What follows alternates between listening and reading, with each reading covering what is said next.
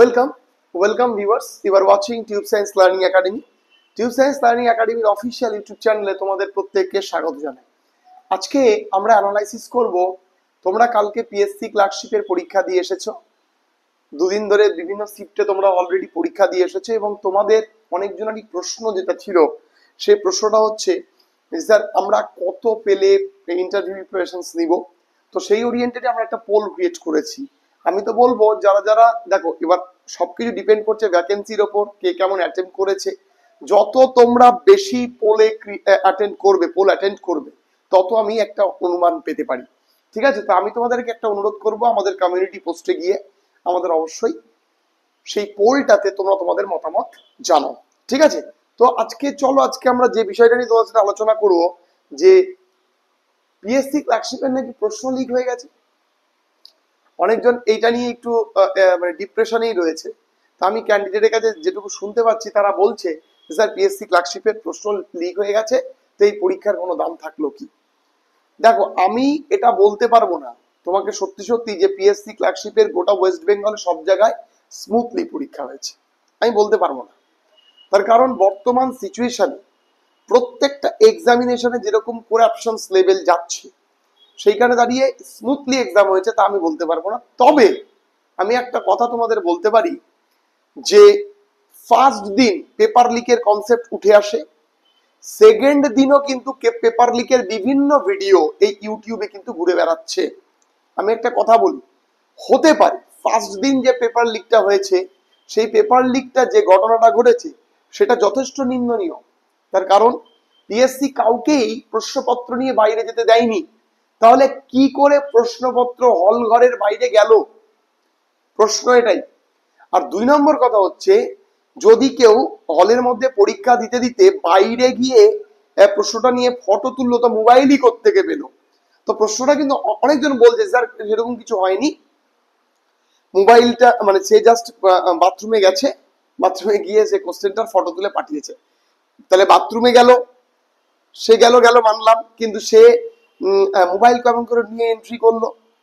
কালকে মালদাতে ইংলিশ বাজার থেকে বিভিন্ন এরকম একটা তথ্য উঠে এসেছে যে প্রচুর ক্যান্ডিডেট, 6 থেকে 7 জন ক্যান্ডিডেট তারা ধরা পড়েছে যারা এই করাপশন বা মোবাইল এসএমএস এর সঙ্গে যুক্ত ছিল।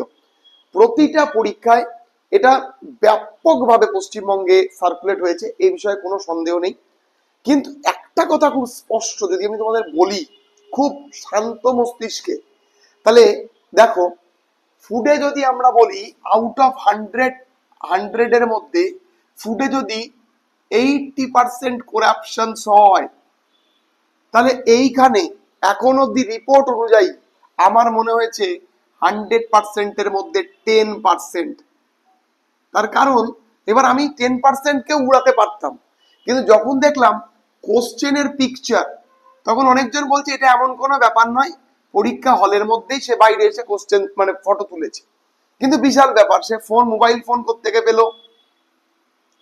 ঠিক আছে, প্রতিটা আবার আমাকে প্রচুর ক্যান্ডিডেট বলেছে যে স্যার আমাদের ইনস্টিটিউটে ভালো চেক আপ করা হয়েছে, আবার অন্য ক্যান্ডিডেট বলেছে স্যার আমাদের ইনস্টিটিউটে তো কিছুই চেক আপ করা হলো না।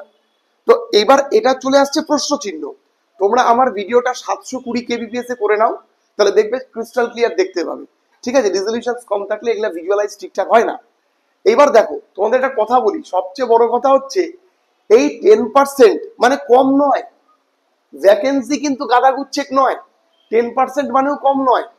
তো যাই হোক, আমার যেটুকু মতামত আমি লাস্ট অব্দি অ্যানালাইসিস করে যেটুকু বুঝেছি, কোশ্চেন লিকের মতন প্রভাবদায়ী ঘটনা কিন্তু অতটা পিএসসি ক্লার্কশিপে ঘটেনি। তার কারণ আর ফার্স্ট দিন কোশ্চেন লিক হয়েছিল বলেই সেকেন্ড ডেজে কোশ্চেন স্ট্যান্ডার্ড অত হাই হয়ে যায়।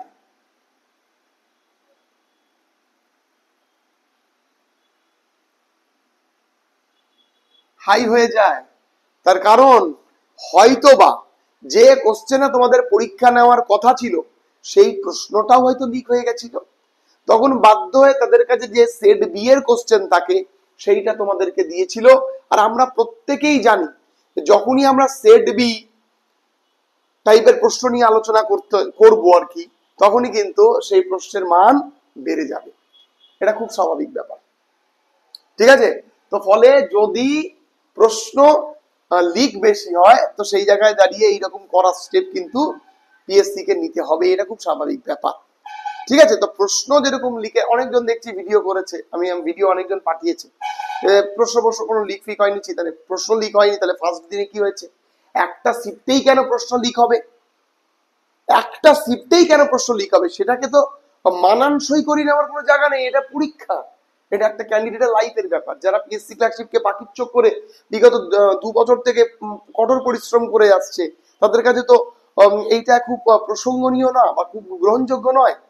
এবং তারা পূর্ববর্তী যে কোনো দুটো শিফটে এর কোশ্চেনের সঙ্গে তারা এত ডিফিকাল্ট প্রশ্নে পরীক্ষা দিচ্ছে এবং সেই প্রশ্নের লেভেল পূর্ববর্তী লেভেল প্রশ্ন থেকে অনেকাংশে হাই, এবং সে তাই নিয়ে আবার নর্মালাইজেশনের কোনো নোটিশ নেই, তাহলে আলটিমেট ছেলে পেলে যারা প্রথমে পরীক্ষা দিল তারাই লাভ করলো, আর যারা পূর্ববর্তী পরীক্ষা দিল তারা কোনো লাভ করলো না। তো সেইটা পিএসসি কে ভাবতে হবে। পিএসসি কে আজকের এক্সাম নয়, পরবর্তী এক্সাম গুলো থেকেও পিএসসির জন্য বহুদিন থেকে ক্যান্ডিডেট প্রিপারেশন করে।